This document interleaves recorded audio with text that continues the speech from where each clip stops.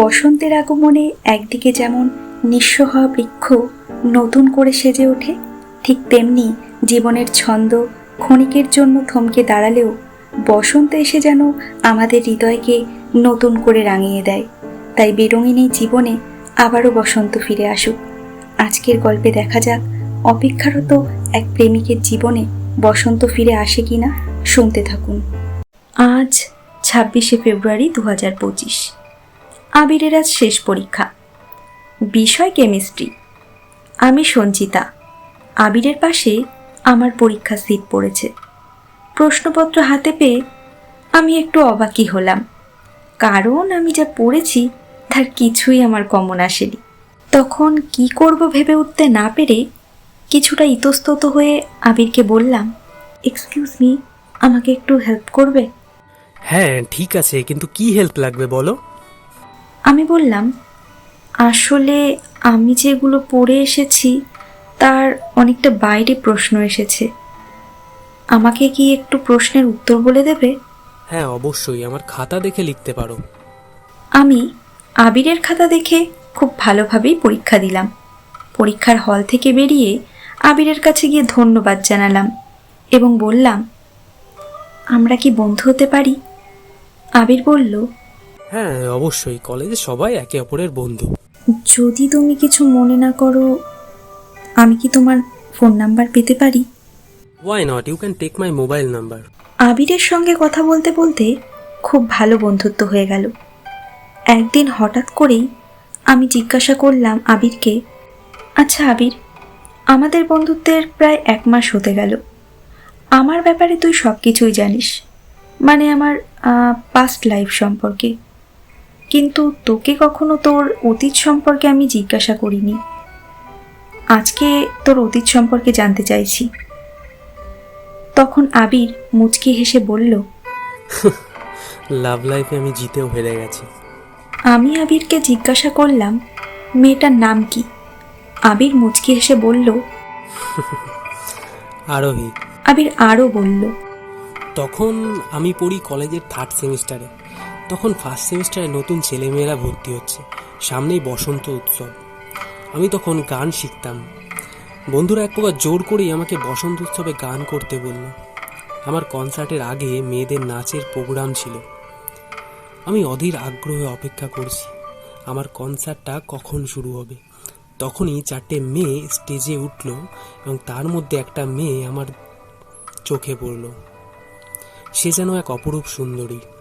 গায়ে লাল কালারের চুড়িদার, গলায় ওড়না, চুলগুলো ছাড়া আর চোখে কালো কাজল, কপালে একটা ছোট টিপ, পায়ে নূপুর।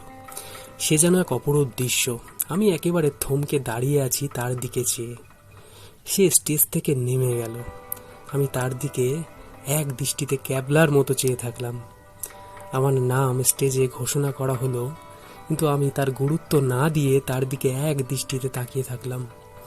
বন্ধুরা ফাজলামি করে বলল, কিরে নাম্বার লাগবে? আমি ইতস্তত হয়ে বললাম, হুস, কি যে বলিস না। নাম ঘোষণা হওয়ায় আমি গিটার নিয়ে স্টেজে গেলাম। প্রথমবার স্টেজে গান করতে গিয়ে একটু নার্ভাস লাগলেও আমার দু চোখ যেন ওই মেয়েটাকেই সারাক্ষণ খুঁজছে। তারপর বন্ধুদের হট্টগোলে আমার মন গানের দিকে ফিরে এলো। গান শেষ করার পর আমি স্টেজ থেকে নামতেই সিঁড়ির পাশে মেয়েটি দাঁড়িয়ে আছে এবং তারপরই আমাদের দুজনের মধ্যে আই কন্ট্যাক্ট হলো এবং মেয়েটা এসে বলল, Your voice has been fantastic. আমি বললাম, thank you very much, and you are also a good dancer. ও, তুমি আমার ডান্স পারফরমেন্স দেখেছো? আমি বললাম, শুধু দেখিনি, খুব ভালোভাবেই সেটাকে আমি উপভোগ করেছি। তারপর অনেকটা সাহস করেই মেয়েটাকে জিজ্ঞাসা করলাম, তোমার নামটা কি জানতে পারি? হ্যাঁ অবশ্যই, আমার নাম আরোহী। আমি আরও কিছু জিজ্ঞাসা করতে যাব, তখন মেয়েটার বান্ধবীরা এসে আমাকে কংগ্রাচুলেশন জানালো। অনুষ্ঠান শেষ হয়ে গেল, আমি বাড়ি চলে এলাম এবং মাকে বললাম, জানো মা, আজ একটা অপরূপ সুন্দরী মেয়েকে দেখেছি।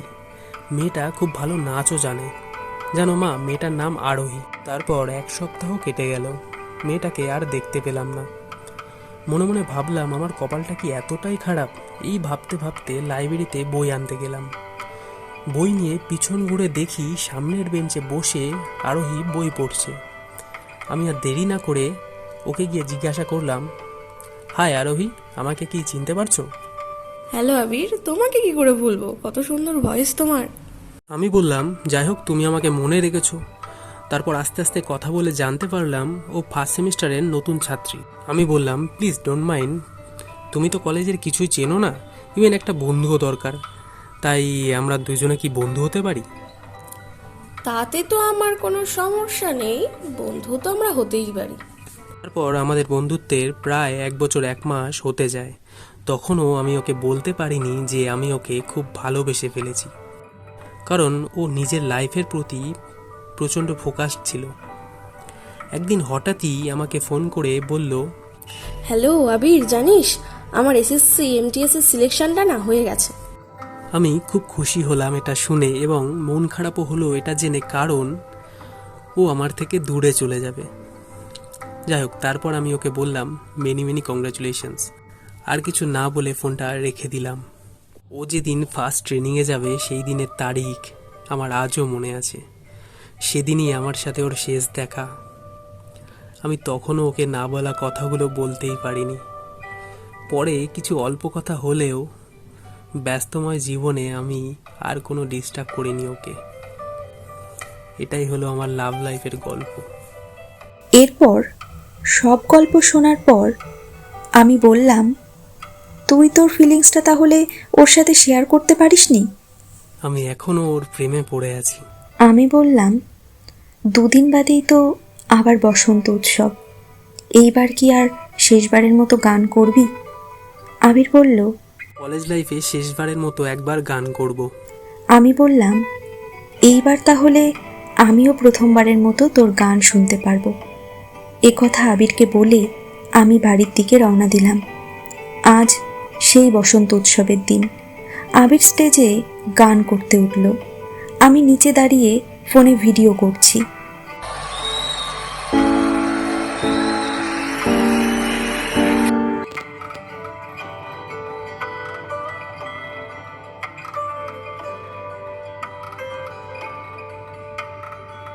মন চাই পেতে চাই বারে বার কাছে তোমার রং ছড়ালে তুমি আমার এই দুনিয়ায় ঘুম আসে না চিন্তা তোমার আমায় জাগায় রং ছড়ালে তুমি আমার এই দুনিয়ায় আমাকে ভোলালে হাসিতে তোমারি স্বপ্ন খুব দেখালে রং বাহারি ও বসন্ত এসে গেছে